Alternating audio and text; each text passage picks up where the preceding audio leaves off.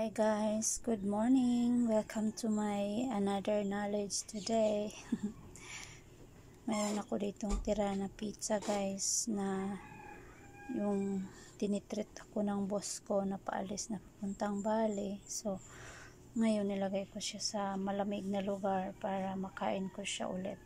So ngayon guys, iinitin ko siya, but mayroon ditong binigay sa guest na pisto. Gusto ko yung lasa nito guys eh. Ilalagay ko siya dito. Ito lang din yung gusto ko guys. Style ko lang to. Yan. Masarap kasi yan eh. So ang gagawin ko pala guys, may 3 slice na natira. Anuhin ko to guys.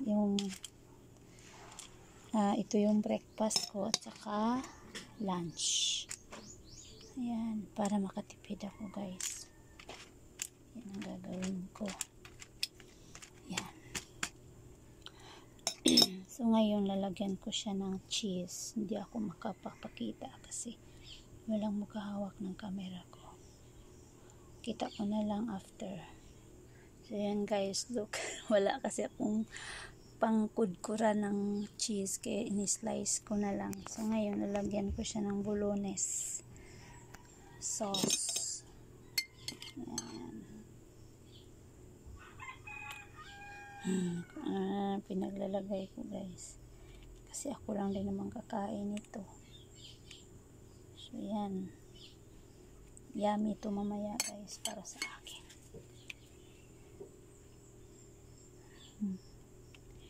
Yung palang cheese guys, ayoko lang i-mention yung brand.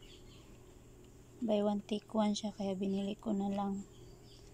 Kulang naman ang kakain. So, testingan natin. Mag-expired na siya by May, pero hindi pa yan. Lalagay ko sa freezer. Yan. Yan yung pizza ko guys. Depende sa inyo kung mahilig din kayo sa mga ganito. Ako mahilig akong mag-mix ng pagkain guys. Kasi I have a lucky mouth dahil kumakain ako ng kung anong international na pagkain. Ngayon initin ko na yan guys. Ngayon guys, mahilig ako sa black pepper. Lagyan ko siya ng black pepper. Ayan guys, kita nyo maliliit na itim-itim. Black pepper yan. Wala kasing hawak ng camera. Mahilig ako sa black pepper. Ayan, init ko siya ng 15 minutes. Then, 150 Celsius.